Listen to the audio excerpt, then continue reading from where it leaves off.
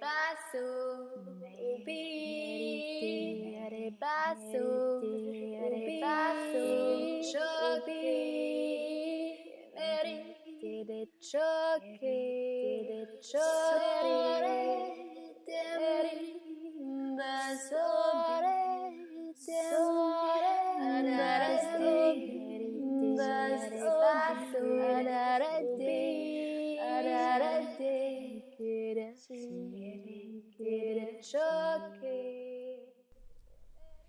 Bonjour et bienvenue pour ce dernier podcast de Joutes verbales sur l'étranger d'Albert Camus.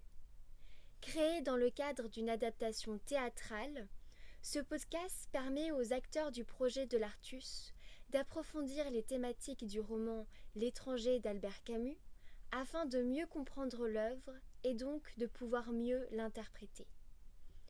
Pour ce dernier podcast, les chargés du projet de l'étranger d'Albert Camus sont avec moi et vont s'affronter. Bonsoir Clotilde, comment allez-vous ? Bonsoir, c'est le dernier mais on va faire avec quand même. Et bonsoir Louise, comment allez-vous ? Bien et vous ? Ça va bien. Donc vous allez débattre pour ce dernier podcast autour de la thématique de la femme. Dans le roman de l'étranger, nous nous heurtons à plusieurs symboles féminins. Nous avons, tout d'abord, l'image de la mère. L'étranger se trouve dans une situation où c'est à lui de s'en occuper. Cette partie de vie où l'enfant doit prendre en charge le parent et supporter le regard de la société. Cette charge sera le point de vigilance et l'outil ultime pour le déshumaniser et l'amener à être condamné à mort. Une deuxième femme est fortement présente, Marie, sa petite amie.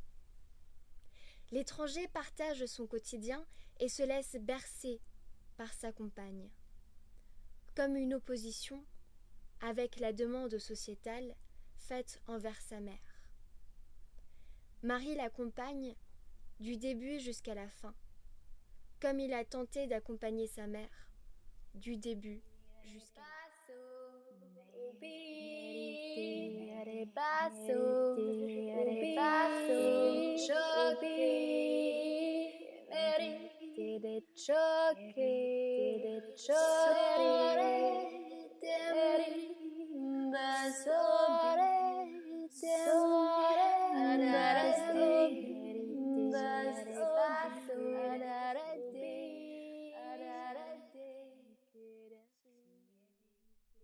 Tu veux te marier avec moi ?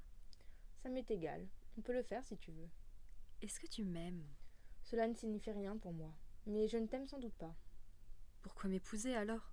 Pour moi, ça n'a pas beaucoup d'importance. Si tu le désires, on peut se marier. C'est toi qui le demandes. Moi, je me contente de dire oui. Le mariage est une chose grave. Non. Mais tu aurais accepté la même proposition venant d'une autre femme à qui tu serais attachée de la même façon ? Naturellement. Est-ce que moi je t'aime ? Moi, je ne peux rien savoir sur ce point. T'es bizarre. C'est peut-être pour ça que je t'aime. Mais peut-être qu'un jour tu me dégoûteras pour les mêmes raisons. Je veux me marier avec toi. On le fera dès que tu voudras. T'as une tête d'enterrement. T'es belle. Il fait beau. J'ai faim.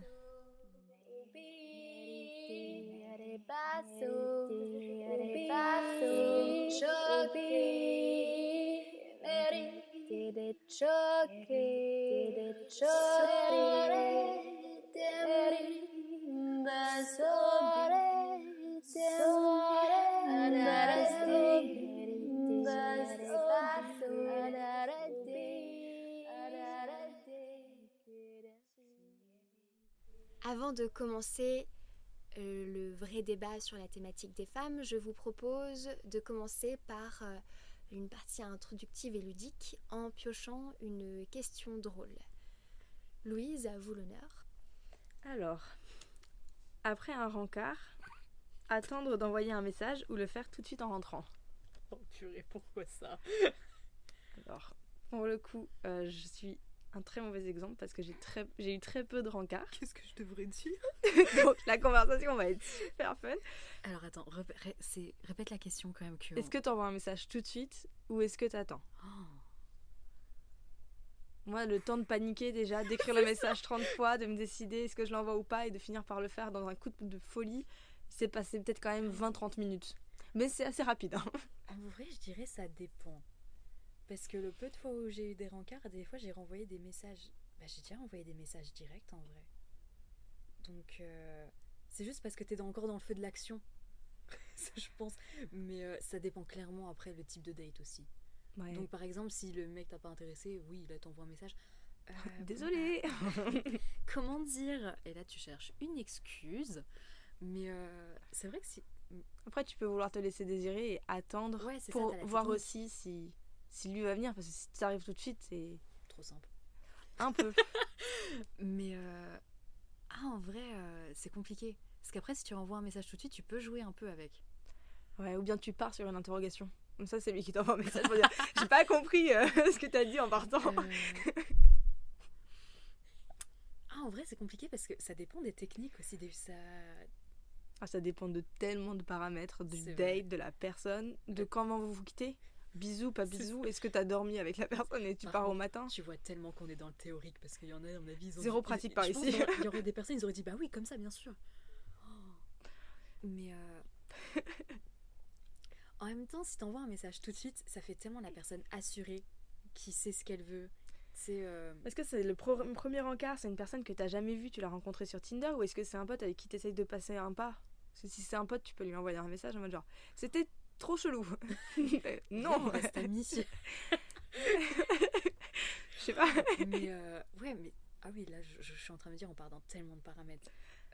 C'est vrai que l'ami, si on part sur la question de l'ami, mais tu m'étonnes, ça va être tellement angoissant parce que tu dis c'est le moment où tu pars, où tu officialises entre guillemets la tentative. Ouais, genre de on passer est à autre chose. officiellement en crush l'un sur l'autre. Voilà, c'est ça. Alors que vraiment, si c'est le date Tinder, t'as tellement le truc institutionnalisé comme quoi tu dis bon bah date Tinder, tu vois ce que ça donne ou pas. Puis même des fois t'as même l'idée que t'as pas besoin de renvoyer de message des fois aussi. Ouais. Possibilité qui n'a pas été émise sur le papier. Et oui. Boum. Juste tu le recontactes plus jamais. Voilà, tu ghostes, la pire manière de faire. Clotilde, vous pouvez piocher l'autre question. Alors, partir en vacances ou sauver la planète? C'est horrible parce que je fais face à ce dilemme en ce moment même. Je pense que les questions ont dû être orientées, c'est pas possible. Je pense qu'elle a vu mes derniers relevés bancaires avec tous les avions qui ont été bookés ou moi qui pleure au-dessus. Je veux sauver la planète. Je veux sauver les pingouins.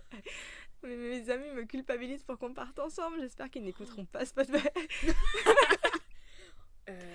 Moi, généralement, en fait, mes amis me connaissent et en vrai, en 4 ans d'études dans le supérieur, j'ai eu que 2 semaines de vacances. Ah, ouais. Sinon, je bosse H24. Donc, mes amis sont dans le sens où limite déjà ils me voient. Pour moi, je comptabilise presque ça comme un jour de vacances.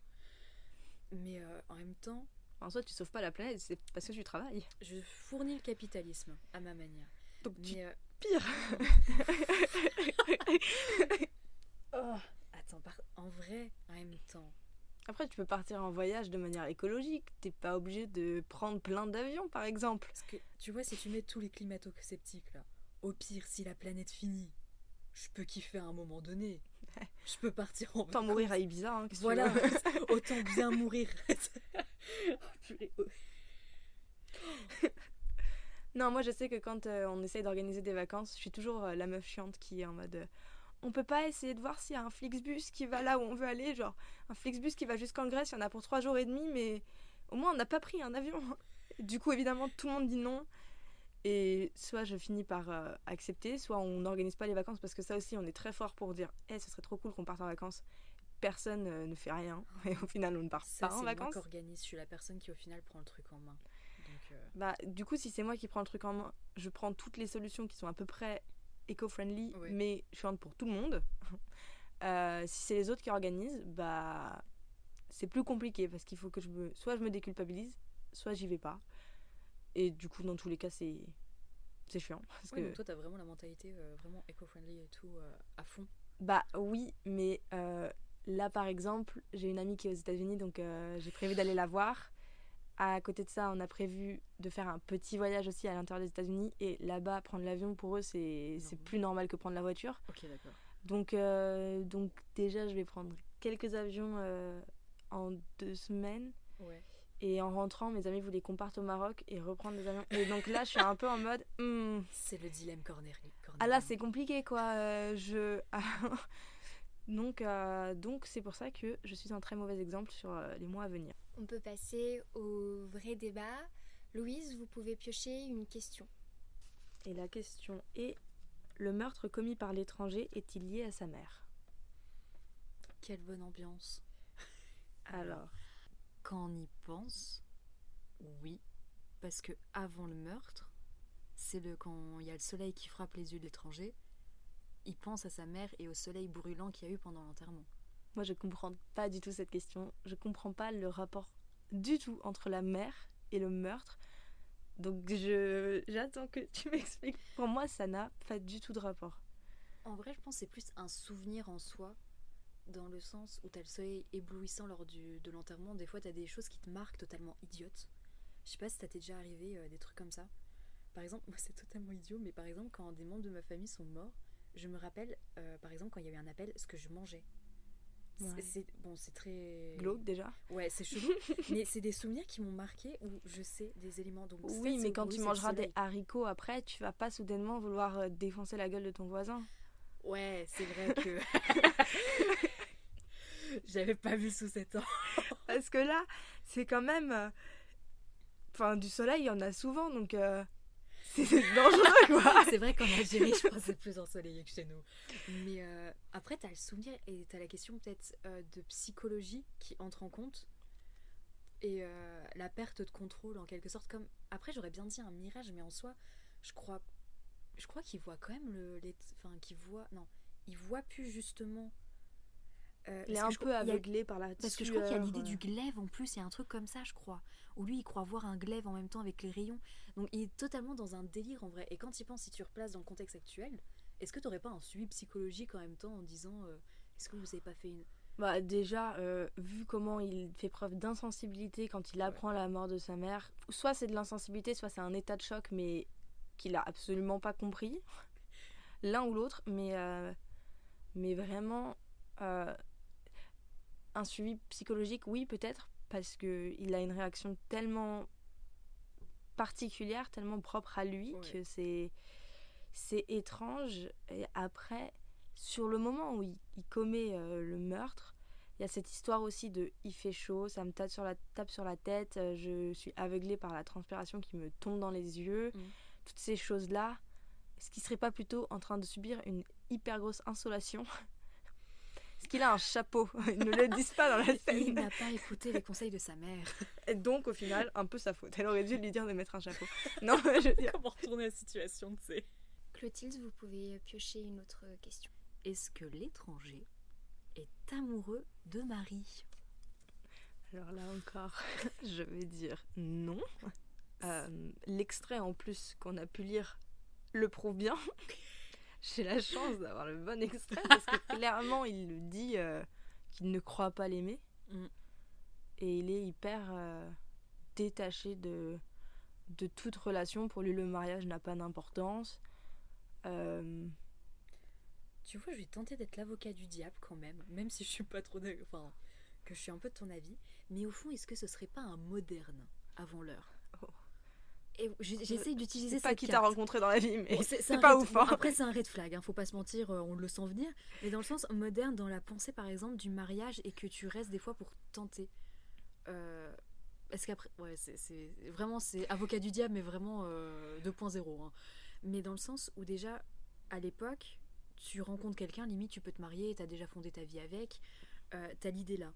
Et bah justement, selon ce fameux extrait, t'as Marie qui demande déjà le mariage avant de savoir est-ce que tu m'aimes. Si je me plante pas, c'est la question là qui vient en premier. Ouais. Alors qu'en général, c'est quand même un peu l'inverse qui vient en premier lieu. Mais en vrai, l'idée que tu veux pas le mariage à cette époque, c'est hyper nouveau. Enfin, il y en a, mais c'est vraiment des cas spécifiques et qui se font pointer du doigt. Donc, et la question en même temps de savoir si tu l'aimes, bah ça fait pas longtemps qu'ils sont ensemble non plus. Ouais. Donc, alors, je dis pas que son comportement, je l'approuve entièrement, mais si tu réfléchis, on va dire, avec notre vision en tout cas de moderne, avec notre idée de la relation amoureuse, l'idée presque des couples qui n'auront pas d'enfants, qui vivront sans mariage, qui seront juste liés comme ça par le sentiment, bah c'est un peu un novateur entre guillemets, mais un red flag quand même, hein. Faut pas se mentir, parce que c'est hyper bizarre comme comportement.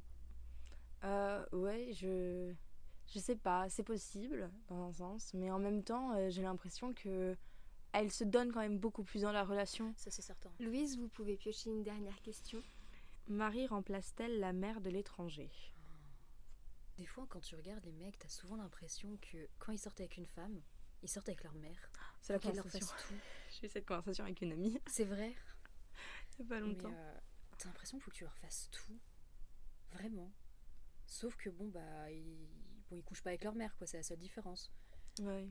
Mais est-ce que t'as l'impression qu'il a quand même les mêmes réactions, aussi bien que ce soit avec Marie ou sa mère, dans le sens où, quand on parle des sentiments, par exemple dans le cas de la mort de sa mère, ou savoir s'il aime Marie, il n'arrive pas à mettre un mot dessus. Mais c'est vers la fin de quand il va bientôt se faire exécuter, que là, il se rappelle énormément sa mère, il se rappelle Marie ou tout ça, il y a des trucs qui reviennent. Mais après, c'est le cas de c'était bien aimer, on est d'accord pour le verbe, pour la question. Pour la question, remplace-t-il la mère de l'étranger? C'était remplace. Quand je pense, tu commences avec la mère et tu finis avec la mère. La première phrase, c'est la mère. C'est pas aujourd'hui maman est Marthe, la première phrase Si. que tous les terminales Il ont a dû reçu apprendre. il a reçu un petit fax de l'asile. Ouais. C'est ça. Donc rien que ça, en fait, c'est le début de l'histoire, en fait. Oui, mais du coup, Marie la remplace pas, puisqu'au final, il commence avec sa mère, il finit avec elle. Il commence pas avec sa mère et il finit avec Marie. Donc, puis même sa relation avec Marie, en soi, au début, il y a cette évolution de relation où, bon, on sait pas trop s'il l'aime ou pas, mais en tout cas, elle semble être quand même une femme différente des autres dans sa vision des choses. Ouais. Il a l'air quand même de la mettre sur un piédestal. Et puis, une fois qu'il est en prison et qu'il repense aux femmes, bon, sans penser à sa mère parce qu'il y pense quand même plus d'un point de vue charnel qu'autre chose, Marie se confond avec d'autres femmes et au final elle redevient presque banale, là où sa mère restera toujours sa mère. Ouais. Donc je sais pas, et puis je suis pas sûre non plus que ce soit ce que Marie a essayé de faire. Enfin, j'ai pas eu ressenti cet aspect-là dans la personnalité de Marie qui, Non, elle, a c'est plus de l'air... l'accompagner, quoi. Oui, elle a plus l'air juste de l'aimer. Alors après, du coup, l'amour que porte une mère et l'amour que porte une future fiancée, enfin une fiancée ou une future femme, ça reste de l'amour. Donc ça se témoigne peut-être à peu près de la même façon. Mais est-ce que c'est véritablement une tentative de remplacement ? Je suis pas sûre. En vrai, je pense pas qu'il y ait une idée de remplacement parce que quand il pense, il y a tout l'environnement en fait de l'étranger, c'est sa mère. Rien que la maison, c'est l'appartement où il a vécu avec sa mère. À aucun moment il a changé de lieu. Donc c'est hyper compliqué parce que dans un sens, tu te dis si tu aimes un minimum des personnes, en tout cas de remplacer en tout cas une personne, c'est que tu la connais super bien. Il connaît même pas l'âge de sa mère. Tu connais plein d'informations, ce genre de choses, des petits détails, des trucs qui te rappellent elle. Généralement, lui, c'est qu'une phrase qu'il dit tout le temps d'ailleurs de sa mère. Oui, on s'adapte à tout. Je l'ai pu.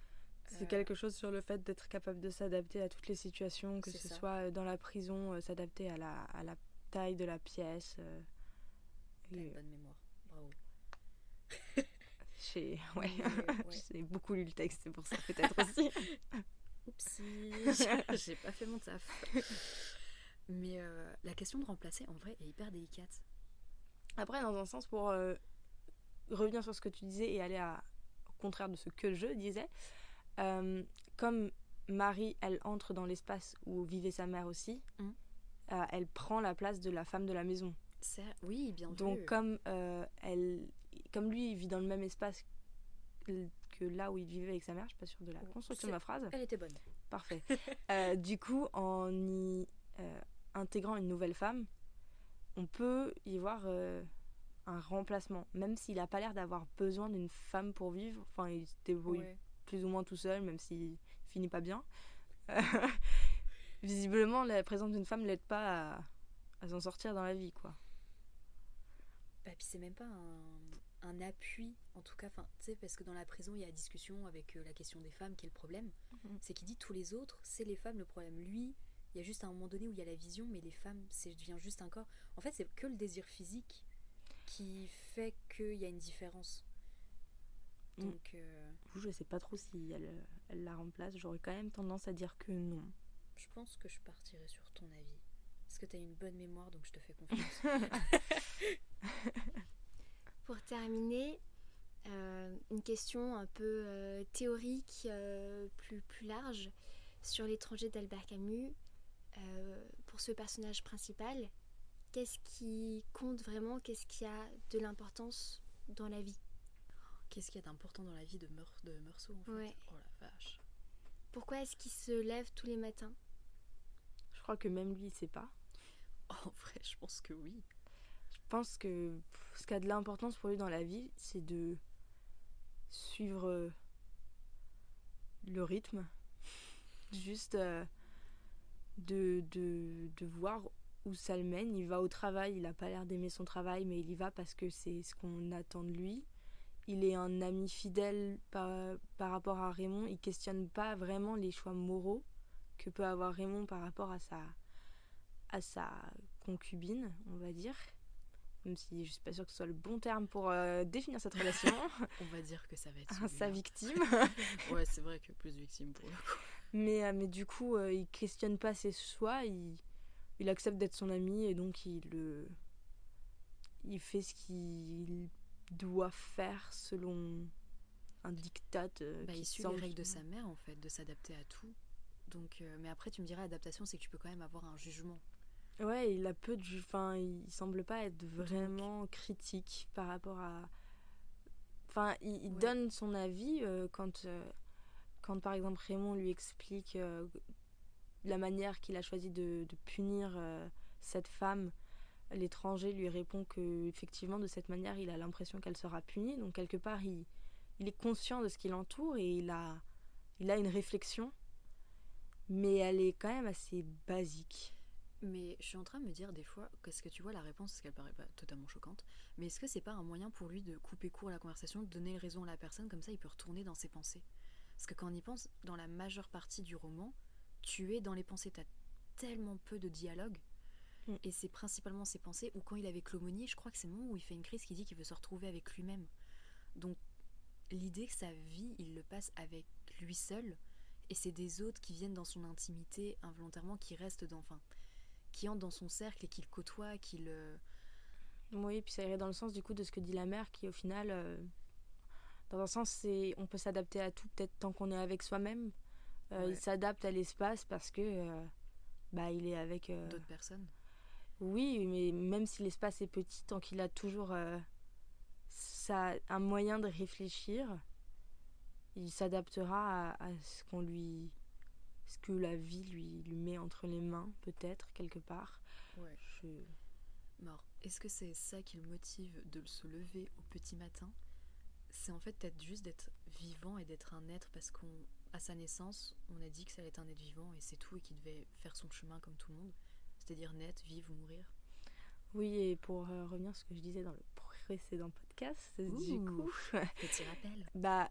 Il y a cet aspect sur la vie qu'il a vécu et qu'il aurait pu vivre de telle manière ou de telle autre manière. Au final, il a pas l'air comme on dit, il a pas l'air d'être acteur de sa vie, juste il vit sa vie. Et voilà, il vit une vie, il aurait pu en vivre une autre. Ça a pas l'air de plus le déranger que ça. Il est devenu dactylo, ou je sais pas trop ce qu'il fait. Il aurait pu être épicier, que ça aurait été la même chose pour lui. Donc, parce qu'il y a un moment donné, il y avait la question des études, je crois qu'il avait abordé en disant qu'il aurait pu être autre chose ou quelque chose comme ça. Oui, qu'il avait de l'ambition quand il était jeune, puis au final il en a plus. Tiens, c'est vrai, la différence entre ce qu'il était jeune et maintenant. T'as la désillusion en vrai aussi. Peut-être qu'il a vécu des trucs de ouf. On Juste le on sait n'en parle pas. pas.